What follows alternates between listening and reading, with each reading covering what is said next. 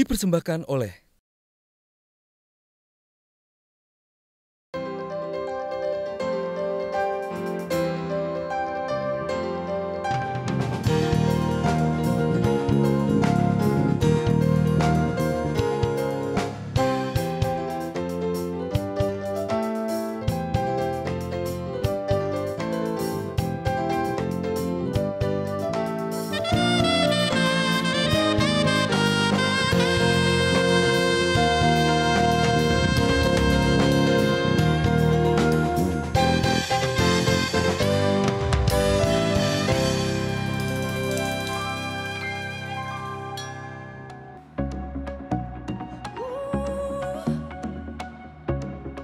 Wilayah Indonesia yang terbentang dari Sabang hingga Merauke memiliki kekayaan seni dan budaya tersendiri, termasuk rumah adat.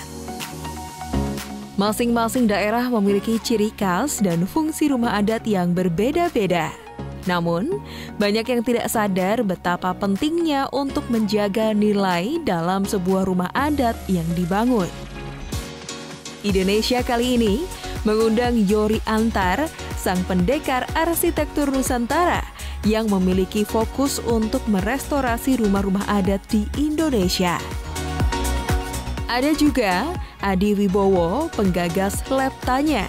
Ia menciptakan ruang bukan sekedar bangunan, namun tempat warga berinteraksi. Tak kelewatan ada Eko Prawoto, arsitek yang memanfaatkan bahan lokal untuk membuat sebuah bangunan seperti bambu. Saksikan selengkapnya di Indonesia.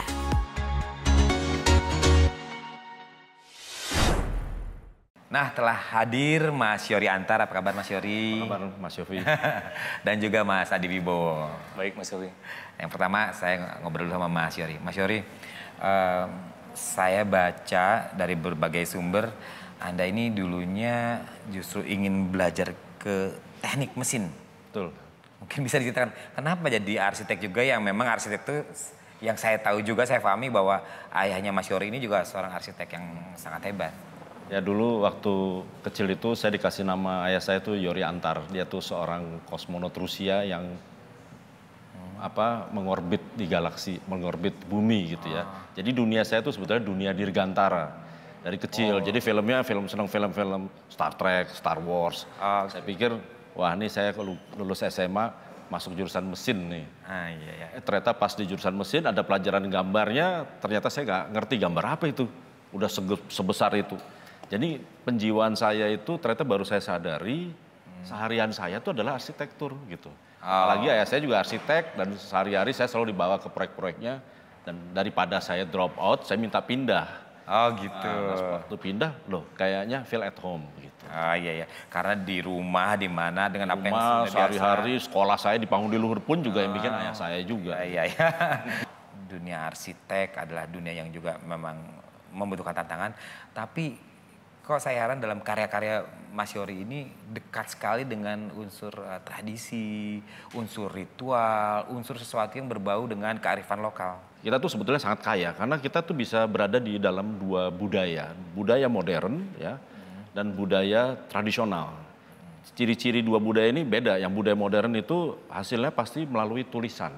Nah kita semua dididik dengan budaya modern sebetulnya. Perguruan tinggi itu pasti budaya modern. Nah ada lagi masyarakat tradisional yang budayanya bukan menulis tapi oral, lisan. Nah kalau di dalam arsitektur budaya modern itu pasti proyeknya ada arsitek, ada kontraktor, ada mandor sampai tukang. Dan itu sebetulnya budaya top down. Nah sedangkan di masyarakat tradisional itu umumnya mereka bicara satu sama lain, budaya sosial. Dan jelas karena Indonesia itu kan negara dua musim. Negara dua musim, ada musim hujan, musim panas. Dan sebetulnya DNA masyarakat Indonesia itu adalah masyarakat yang outdoor, yang gotong royong. Saya mungkin beralih sedikit ke Mas Adi. Mas Adi juga seorang arsitek ya. Lalu dari sudut mana mengapa Anda bisa tiba-tiba juga ada sedikit bersentuhan dengan kebudayaan? Jadi saya dirikan firma arsitek di tahun 2009. Adi Wiswakama Desa Antara. Tapi kemudian setelah berjalan melakukan banyak praktik secara profesional dan juga kemudian juga mengukur sebenarnya praktek-praktek yang kami buat dalam beragam sayembara dan lain-lain, kok merasa ada satu persoalan yang kemudian nggak punya ruang untuk dieksplorasi dan dijawab dalam praktek arsitektur secara formil. Sepertinya arsitek dan arsitekturnya itu kok kayaknya nggak punya kesempatan untuk merespon persoalan keseharian yang dekat gitu. Di tahun 2014 akhir, aku menginisiasi satu ruang lain yang namanya lab tanya, jadi laboratorium tanya.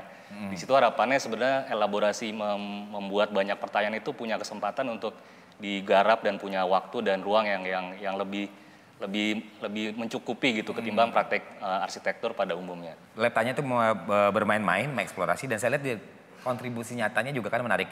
Ada yang seperti misalnya tentang titik-titik kota tanpa sampah, itu gimana ceritanya tuh? Ya, jadi Kota Tanpa Sampah salah satu inisiatif yang kami buat di tahun 2015. Jadi proyek awal kami, jadi inisiatif awal kami juga. Waktu itu ada 5 inisiatif yang kemudian cukup direspon publik dengan baik adalah Kota Tanpa Sampah.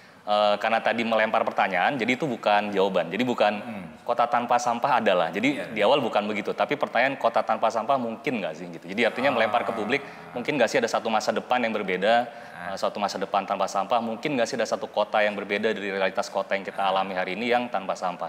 Nah begitu pertanyaan itu disodorkan ke publik, artinya kemudian memberi kesempatan publik mengimajinasikan pertama-tama. Jadi kalau kita sodorkan jawaban, kemudian itu jadi semacam menindas sebuah keadaan. Jawabannya adalah ini, gitu. Tapi dengan menawarkan pertanyaan, harapannya ruang imajinasinya jadi terbuka. Dipersembahkan oleh